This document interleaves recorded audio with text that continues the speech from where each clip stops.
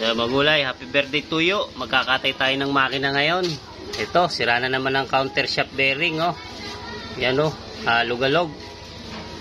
Tirik na naman nating hanap buhay nito, oh. Ayan, kung gustong bumati, yan, ng happy birthday, Gcash nyo na lang. Baka sakaling mapakinabangan pa. Sira yung makina ko, oh. Baba ngayon, oh. Oh, ayan. Kaka-overhaul lang yan, wala pa isang buwan. Nagpalit ako ng karburador. Bago rin. Umubos ako ng kulang-kulang 7,000. Sumunod yung CDI 1.3. Ayan, bago rin yan.